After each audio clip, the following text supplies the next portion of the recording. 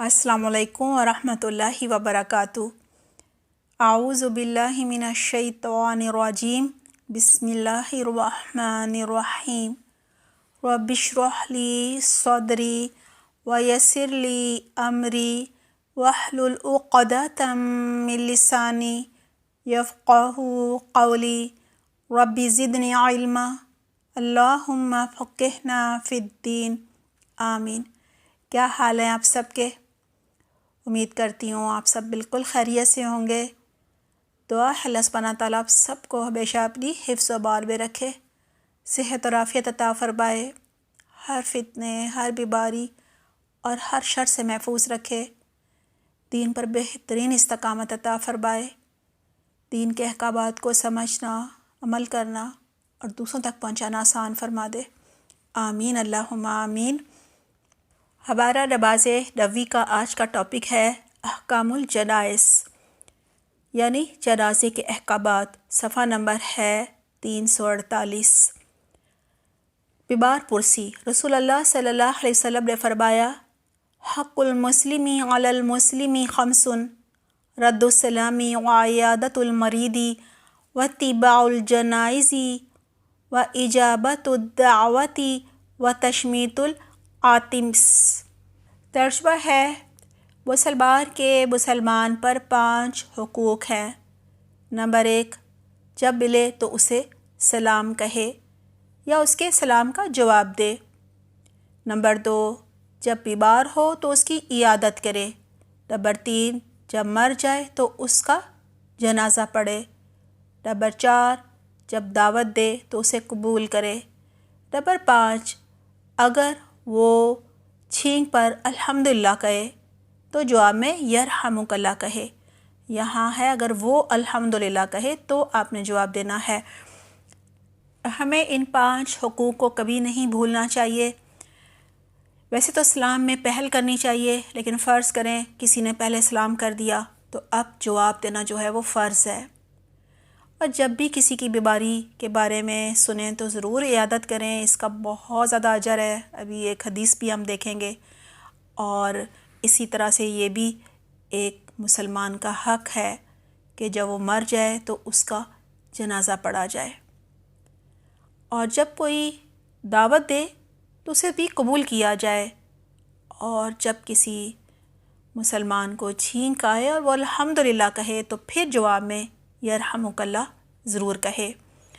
سیدنا علی رضی اللہ عنہ روایت کرتے ہیں کہ رسول اللہ صلی اللہ علیہ وسلم نے فرمایا، جو مسلمان دوسرے مسلمان کی دن کے اول حصے میں یعنی دوپہر سے پہلے عیادت کرتا ہے تو 70,000 فرشتے اس کے لیے شام تک رحمت اور مغفرت کی دعا کرتے ہیں، اور جو مسلمان دن کے آخری حصے میں یعنی دوپہر کے بعد عیادت کرتا ہے تو 70,000 فرشتے اس کے لیے صبح تک رحمت اور مغفرت کی دعا کرتے ہیں، نیز اس کے لیے بہشت میں باغ ہے۔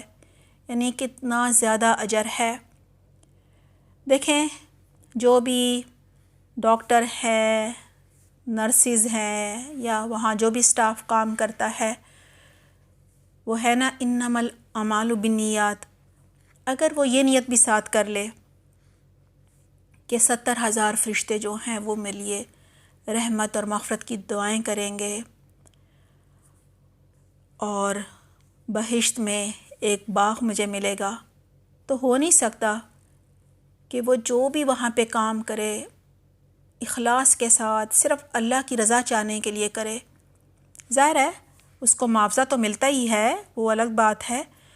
مجھے ایک اور حدیث یاد آ گئی جس پہ ایک صحابی نے روشن دان بنایا اور وجہ یہ بتائی کہ اس لیے بنایا ہے کہ ہوا آئے، تو آپ صلی اللہ علیہ وسلم نے کہا کہ اگر تم یہ نیت بھی کر لیتے کہ اس میں سے اذان کی آواز آئے گی تو اجر ملتا رہتا، ظاہر ہے ہوا نے تو آنا ہی تھا۔ صحیح بخاری الجنائز کی حدیث تھی۔ ترمذی الجنائز میں ہے، نبی اکرم صلی اللہ علیہ وسلم نے فرمایا، مسلمان جب اپنے مسلمان بھائی کی تیمارداری کے لیے جاتا ہے تو وہ واپس لوٹنے تک جنت کے بیوے چنتا ہے. یعنی جس طرح سے نیکیاں سمیٹی جاتی ہیں نا، وہ سمجھیں جنت میں اپنے لیے نیکیاں اکٹھی کر رہا ہوتا ہے. لہٰذا ہم جب بھی کسی بیمار کی تیمارداری کرنے کے لیے جائیں تو ضرور یہ سوچ کر جائیں کہ 70,000 فرشتے اب رحمت اور مغفرت کی دعا کریں گے اور بہشت میں ایک باغ ملے گا، اور اس کے ساتھ ساتھ ہم جنت کے میوے جو ہیں وہ چننے جا رہے ہیں. تو ضرور جاتے ہوئے اس کے لیے اس کی پسند کی کوئی چیز جو بھی اس کو پسند ہے، پھل وغیرہ یا کچھ اور، وہ لے کر جائیں اور وہاں پہ اس کے لیے دعا کریں. آگے سب ہم دیکھیں گے کیا کیا کرنا چاہیے، اور اللہ سے اجر کی امید رکھتے ہوئے جائیں، اللہ کی رضا کے لیے جائیں. اسی طرح صحیح مسلم میں ہے، رسول اللہ صلی اللہ علیہ وسلم نے فرمایا، اللہ سبحانہ تعالیٰ جس شخص کے ساتھ بھلائی کا ارادہ کرتے ہیں اسے بیماری میں مبتلا کر دیتے ہیں. دیکھیں، کہا جاتا ہے کہ جو بھی آزمائش آتی ہے وہ اس لیے آتی ہے کہ دیکھیں ہم کرتے کیا ہیں. اگر ہم اللہ کی رضا میں راضی رہیں گے، صبر کریں گے، اور ہم یہ امید رکھیں گے کہ اس سے ہمارے گناہ جو ہیں وہ جھڑ رہے ہیں، یہ تکلیف ہمارے گناہوں کا کفارہ ہے، اللہ سبحانہ تعالیٰ نے صبر کرنے پر جو یہ تکلیف آئی ہے، اس پر جو ہم صبر کر رہے ہیں، اس پر ہمارے کچھ درجات بلند کرنے ہیں. اور دیکھیں، آزمائش فرض کریں کسی بھی قسم کی ہو سکتی ہے، کئی دفعہ وہ ہمیں مضبوط کرنے کے لیے بھی آتی ہے، ہمارا دل نرم کرنے کے لیے، ہمیں بہت ساری چیزوں سے، قلبی بیماریوں سے، کھوٹ سے خالص کرنے کے لیے آتی ہے. یعنی ہم اپنی اصلاح کرتے ہیں، اپنا محاسبہ کرتے ہیں، ورنہ تو دنیا کی بھاگم دوڑ میں موقع ہی نہیں ملتا کہ کبھی دیکھیں ہم کر کیا رہے ہیں، کیا درست ہے، کیا غلط ہے، کیا اللہ کو راضی کرنے والا ہے اور کیا اللہ کو ناراض کرنے والا ہے. تو اس وقت دل بھی نرم ہوتا ہے، اللہ سے ایک تعلق بھی مضبوط ہوا ہوتا ہے. تو ایسے میں انسان جو ہے وہ اپنی اصلاح کر رہا ہوتا ہے. لہٰذا فرض کریں ایک بہت ہی گناہ گار ہے، دنیا کی بھاگم دوڑ میں وہ لگا ہوا ہے، دنیا سمیٹ رہا ہے، آخرت کی نہ فکر ہے نہ کوئی تیاری ہے. ایسے میں ایک جھٹکا لگا، کوئی بیماری آ گئی، تو کیا ہوتا ہے؟ اب وہ دیکھتا ہے، سوچتا ہے کہ اگر میں مر گیا تو میرا انجام کیا ہوگا، کیا میں نے آخرت کے لیے کچھ اکٹھا کیا ہے؟ ایسے موقع پہ اسے آخرت کی فکر ستاتی ہے، قبر جو ہے وہ اسے پریشان کرتی ہے، اور وہ آخرت کے بارے میں سوچنے لگتا ہے، اور یہی سوچ، یہی فکر اس کے عمل کو بدلتی ہے. جب وہ ٹھیک ہوتا ہے تو اس کا عمل بدلا ہوا ہوتا ہے، وہ اب اللہ کو راضی کرنے والے کام ڈھونڈ رہا ہوتا ہے. اسے پتہ چلتا ہے کہ نہیں، یہ تو ہمیں پتہ چلیں گے جب ہم قرآن اور حدیث پڑھیں گے، آپ صلی اللہ علیہ وسلم کی سیرت پڑھیں گے، تو وہ پھر دین سیکھنے میں لگ جاتا ہے اور ایک ایک حکم پر عمل کرتا چلا جاتا ہے، اور پھر دوسروں کو بھی سکھانے کا شوق پیدا ہو جاتا ہے. تو کہا جا رہا ہے کہ یہ تو اللہ سبحانہ تعالیٰ کی اس شخص کے ساتھ بھلائی ہوتی ہے کہ اللہ سبحانہ تعالیٰ اسے بیماری میں مبتلا کرتے ہیں. ہاں، ایسا بھی ہو سکتا ہے کہ ایسے میں شیطان اس پر حملہ کر دے اور اسے مایوسی اور نا امیدی میں ڈال دے. لہٰذا جب بھی کوئی آزمائش آئے تو ہمیں اپنا تعلق اللہ سے اور مزید بڑھا لینا چاہیے. نمازیں تو لیٹ کر بھی پڑھ سکتے ہیں، ذکر، اذکار، دعائیں، شیطان سے بچنے کی، جادو سے بچنے کی، بیماری کی دعائیں آگے ہم دیکھیں گے ابھی غم میں کیا پڑھنا چاہیے، مطلب اور ذکر اذکار بڑھا لیں، اللہ سے تعلق مضبوط کر لیں، تلاوت قرآن کریں۔ اللہ تعالیٰ تلاوت قرآن میں ہم سے بات چیت کر رہے ہوتے ہیں، ہمیں رہنمائی ملے گی وہاں سے بھی۔ آپ صلی اللہ علیہ وسلم نے فرمایا، مسلمان کو جو بھی رنج، دکھ، فکر اور غم پہنچتا ہے، یہاں تک کہ اگر اسے کانٹا بھی لگتا ہے تو وہ تکلیف اس کے گناہوں کا کفارہ بن جاتی ہے۔ شرط کیا ہے؟ صبر کرے، اللہ کی رضا میں راضی رہے، اللہ سے تعلق اور مضبوط کرے، ذکر اذکار، نماز، تلاوت قرآن، تسبیحات، ان میں مزید اضافہ کر دے۔ مزید فرمایا، جب کسی مسلمان کو کوئی تکلیف پہنچتی ہے تو اللہ تعالیٰ اس کی وجہ سے اس کے گناہ اس طرح مٹاتا ہے جس طرح پت جھڑ میں درخت کے پتے جھڑتے ہیں، خزاں میں جس طرح پتے گرتے ہیں۔ نبی اکرم صلی اللہ علیہ وسلم نے فرمایا، بخار ہو جائے تو اس کو برا نہ کہو، کیونکہ بخار آدمی کے گناہ اس طرح دور کرتا ہے جس طرح بھٹی لوہے سے میل کو دور کرتی ہے۔ نبی اکرم صلی اللہ علیہ وسلم کا ارشاد ہے، اللہ تعالیٰ مسافر اور مریض کو ان اعمال کے برابر اجر دیتا ہے جو وہ گھر میں اور تندرستی کی حالت میں کیا کرتا تھا۔ سبحان اللہ، یعنی بیماری کی وجہ سے اگر کوئی عمل چھوٹ جائے یا اس میں کمی ہو جائے تو اللہ سبحانہ تعالیٰ اس کو وہ اجر دیتے ہیں جو وہ صحت مند تھا تو کرتا تھا۔ لیکن شرط کیا ہے؟ کرتا تھا تبھی ملیں گے نا، یعنی بیماری سے پہلے بھی نہ فرائض کا پتہ، نہ نمازوں کا، نہ تلاوت قرآن کا، نہ ذکر اذکار کا، تو پھر کیا اجر ملنا ہے نا۔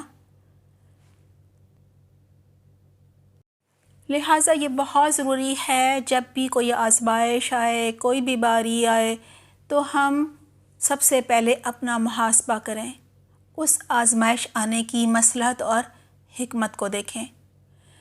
دیکھیں ہماری زندگی کے کتنے سال گزر گئے، اگر آج ہم الحمدللہ اللہ سبحانہ تعالیٰ کی توفیق سے دین سیکھ رہے ہیں یا سکھا رہے ہیں تو اپنی گزشتہ زندگی پر ایک نظر ڈالیے۔ ہر سال جو بھی گزرا اس کا اگلے سال سے گہرا تعلق تھا، یعنی جو بھی ہماری زندگی میں آج تک آزمائشیں آئیں وہ سب ہمارے اس دن کی تیاری کر رہی تھیں، ہمیں اس دن کے لیے تیار کر رہی تھیں۔ ہمیں جس طرح زمین کو نرم کیا جاتا ہے نا بیج ڈالنے سے پہلے، اسی طرح ہمارے دلوں کی صفائی ہو رہی تھی، دلوں کو نرم کیا جا رہا تھا، تیار کیا جا رہا تھا۔ ہم دنیا میں آئے تھے تو تیاری شروع ہو گئی تھی۔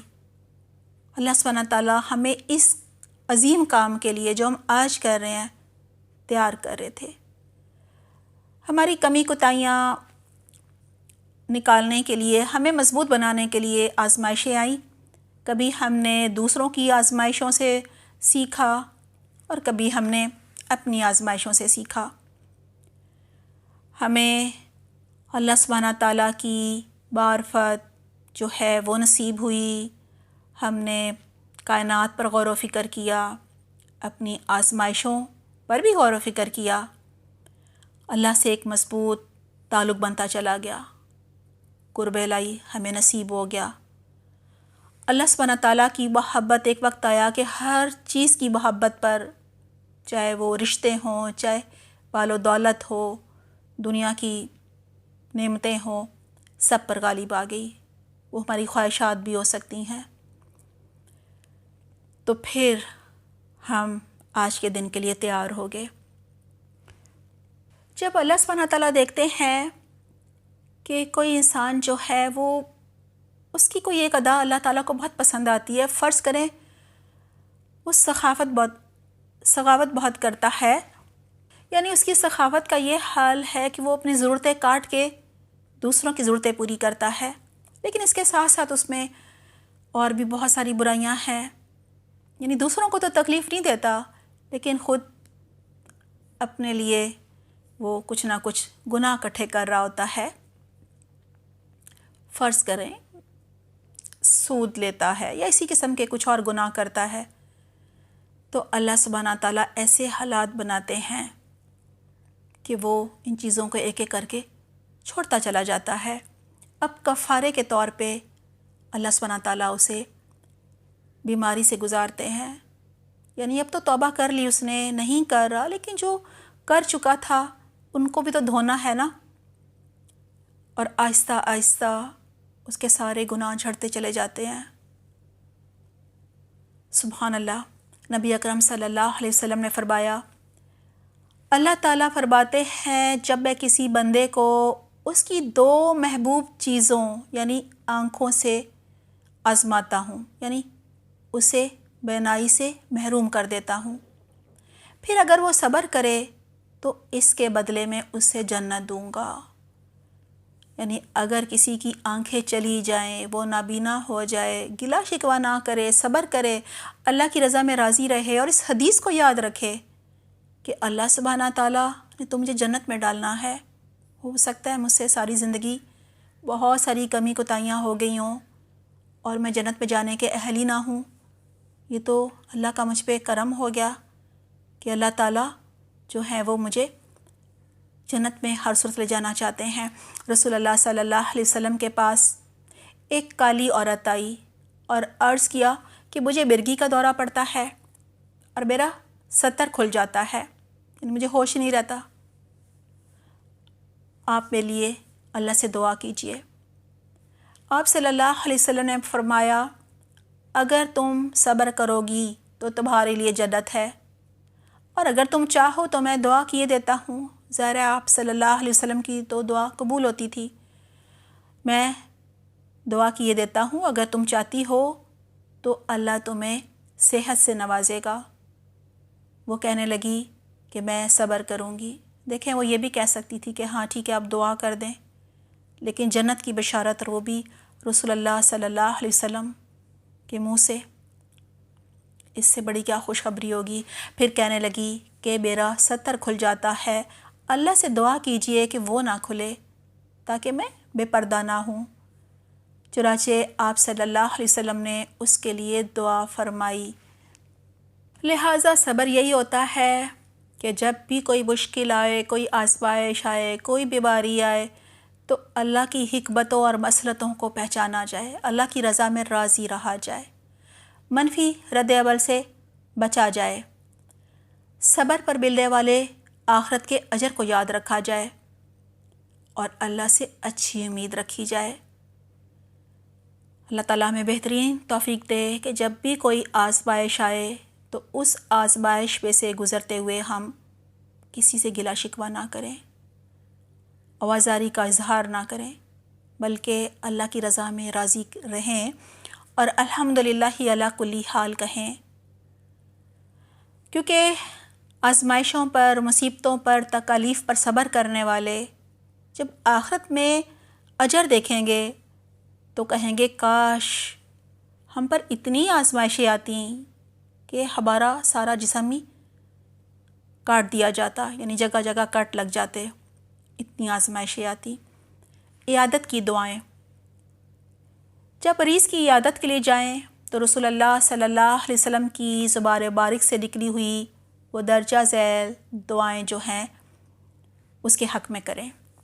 پہلی دعا، رسول اللہ صلی اللہ علیہ وسلم نے فرمایا، جو شخص اپنے مسلمان بھائی کی تیمارداری کے لیے جاتا ہے اور اس کے سر کے پاس بیٹھ کر 7 مرتبہ یہ کلمات پڑھتا ہے تو وہ شفا یاب ہو جاتا ہے، الا یہ کہ اس کی موت کا وقت ہی آ چکا ہو۔ اگر اللہ تعالیٰ نے اس کی قسمت میں موت ہی لکھ دی ہے، وقت مقرر ہے، تو پھر تو اسے کوئی نہیں ڈال سکتا۔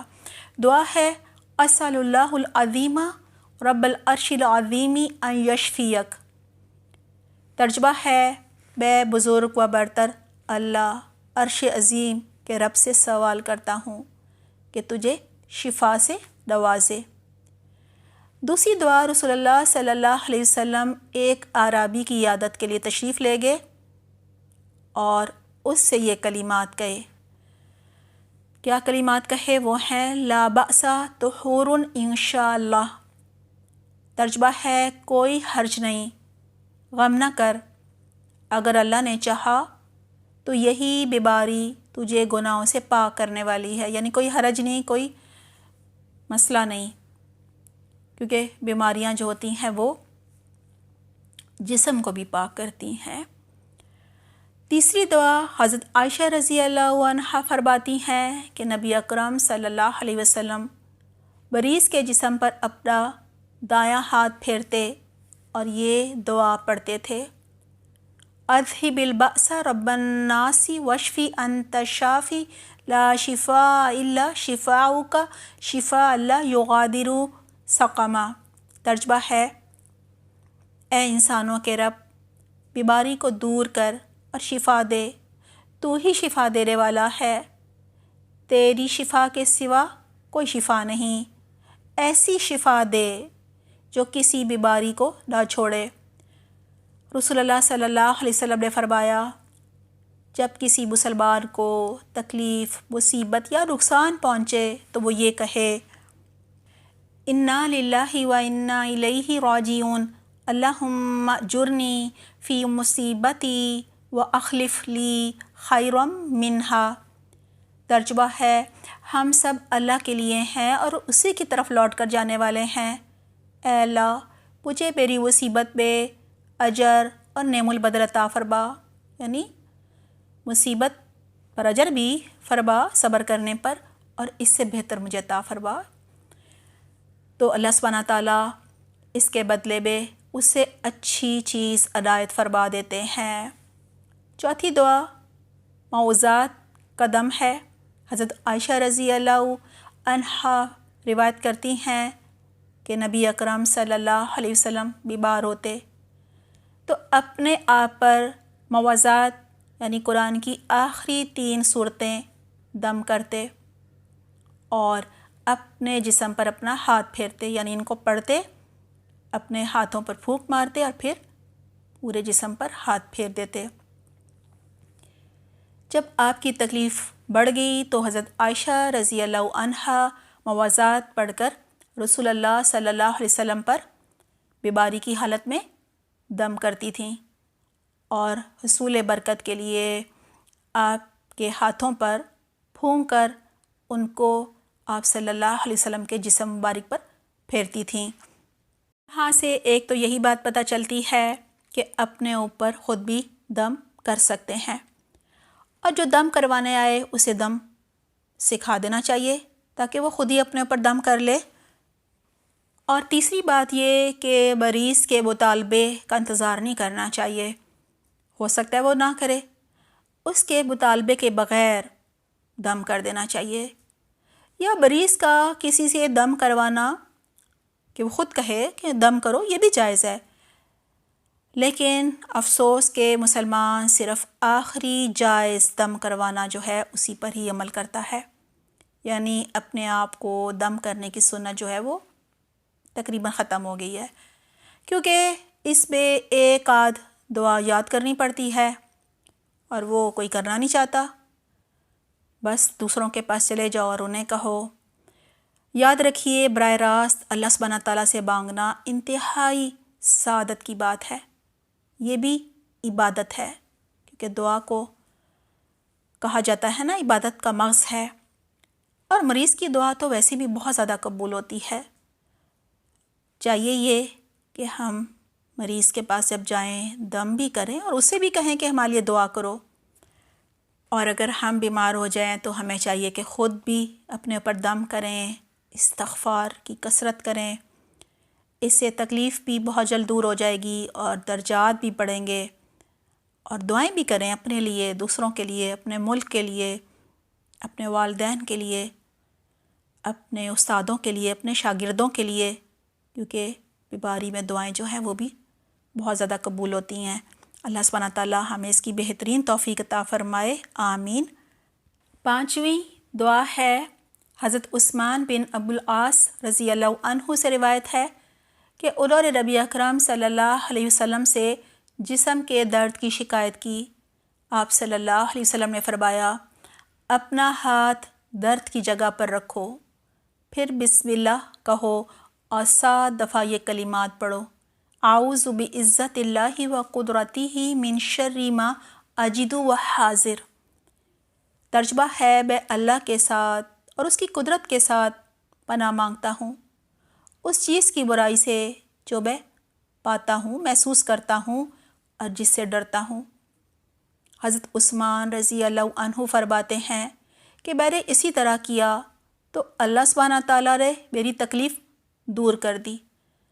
ہمیں دم بھی کرنا چاہیے جب ہم کسی کی عیادت کے لیے جائیں، اور انہیں یہ سب سکھا بھی دینا چاہیے تاکہ ہمارے پیچھے وہ خود بھی دم کرنا سیکھ جائیں اور کرتے رہیں۔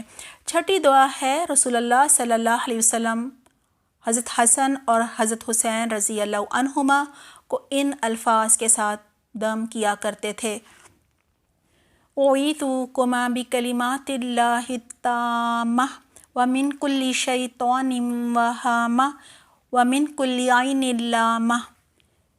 ترجمہ ہے میں تم دونوں کو اللہ کے تمام کامل کلمات کے ساتھ اس کی پناہ میں دیتا ہوں، ہر شیطان اور زہریلے جانور کی برائی سے اور ہر نظر بد سے۔ ایک دفعہ دعا دہرا لیتے ہیں: اعیذکما بکلمات اللہ التامۃ من کل شیطان وہامۃ ومن کل عین لامہ۔ پھر فرمایا تمہارے باپ ابراہیم علیہ السلام بھی انہی کلمات کے ساتھ اسماعیل علیہ السلام اور اسحاق علیہ السلام کے لیے اللہ سبحانہ تعالیٰ کی پناہ طلب کیا کرتے تھے اور انہیں دم کرتے تھے، یعنی یہ انبیاء کرام کا طریقہ چلا آ رہا ہے۔ اللہ تعالیٰ ہمیں بھی اس کی توفیق عطا فرمائے۔